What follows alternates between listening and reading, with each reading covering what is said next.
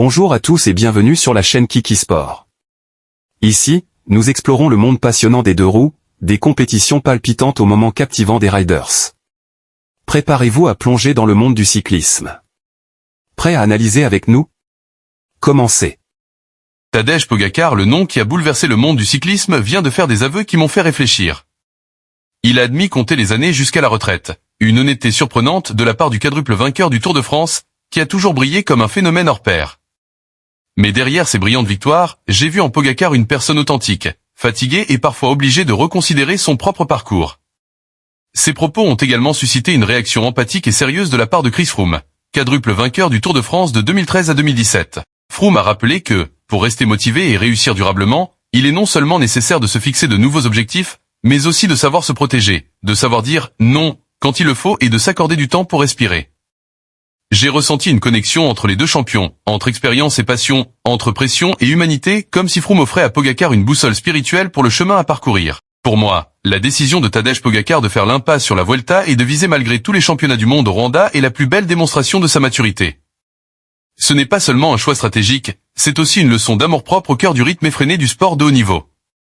Je vois en Pogačar à la fois force et sagesse, et c'est ce qui rend son parcours d'autant plus touchant et admirable.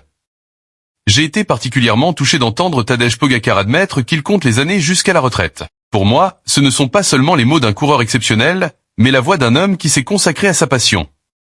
J'admire la façon dont Tadej Pogačar, quadruple vainqueur du Tour de France, conserve sa combativité et son éclat, tout en admettant une fatigue que personne d'autre ne perçoit.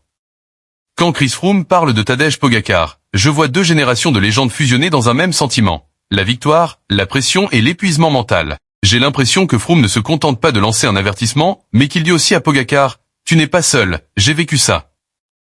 Je sens mon cœur se serrer en repensant aux heures exténuantes, aux ascensions périlleuses et à la solitude des champions. Tadej Pogačar n'est pas seulement une icône sportive, c'est aussi une figure vivante de résilience et d'humanité dans le monde impitoyable du cyclisme. Ces mots étaient à la fois puissants et vulnérables, m'incitant à m'interroger. Comprenons-nous vraiment la valeur d'une victoire, ou ne regardons-nous que la gloire extérieure en oubliant les sacrifices qu'il a consentis pour l'obtenir? J'ai vraiment ressenti la profondeur du témoignage de Chris Froome, lorsqu'il a évoqué son expérience personnelle de la pression et de l'épuisement mental.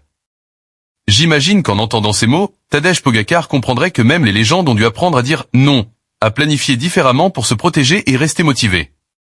Pour moi, ce n'est pas un simple conseil, mais un message empreint d'humanité. La réussite durable ne repose pas seulement sur la force physique ou la victoire, mais aussi sur la façon de prendre soin de son esprit, de trouver l'équilibre entre passion et santé. Je perçois l'étrange lien entre les deux champions Froome et Pogačar comme deux miroirs qui montrent au monde que même les personnes extraordinaires ont des moments où elles ont besoin de s'arrêter, de respirer, de réfléchir. Je crois que si Tadej Pogačar lisait ces mots, il y verrait non seulement un avertissement, mais aussi de l'empathie, de la compréhension de la part de quelqu'un qui a traversé le même parcours difficile mais glorieux. Et pour moi, c'est là le véritable pouvoir du sport. Il nous apprend la résilience, les limites humaines et comment nous aimer nous-mêmes dans l'aventure vers l'atteinte des sommets. J'ai vraiment ressenti une profonde maturité chez Tadej Pogačar lorsque j'ai appris sa décision de modifier son programme. Pour moi, ce n'est pas seulement une décision de ne pas participer à la Vuelta, mais une preuve de la façon dont il a appris à prendre soin de lui, tant physiquement que mentalement. Je vois Pogačar comprendre que pour rester motivé et concentré, il faut parfois oser dire non, et, surtout, se donner un peu de répit. L'insistance de Chris Froome m'a touché. Trop se donner à fond mentalement, c'est s'épuiser et rendre les choses plus difficiles. Je vois l'image de deux champions Froome et Pogačar liés par l'expérience, par les moments difficiles, mais aussi par la détermination. Et je vois Pogačar avancer avec une sagesse nouvelle, sachant choisir les bons objectifs. Le Tour de France est terminé, la Vuelta laisse place au championnat du monde au Rwanda. Pour moi, ce moment a mis en lumière une leçon précieuse. La véritable force ne réside pas seulement dans la victoire, mais aussi dans l'écoute de son corps, le soin de son esprit et la capacité à maintenir son parcours. Tadej Pogačar est toujours un symbole de force, mais il est aussi un modèle de réussite intelligente sans se perdre. En fin de compte, je vois Tadej Pogačar non seulement comme un symbole de victoire, mais aussi comme un modèle de maturité et d'intelligence mentale. Sa décision de s'arrêter à la Vuelta d'Espagne tout en visant les championnats du monde au Rwanda montre qu'il s'est écouté son corps et trouvé l'équilibre entre passion et endurance. Pour moi, le parcours de Pogačar rappelle à tous que pour briller longtemps, il faut plus que de la force, mais aussi de la sagesse, de la patience et de l'amour de soi. Merci de poursuivre avec nous votre passion du cyclisme.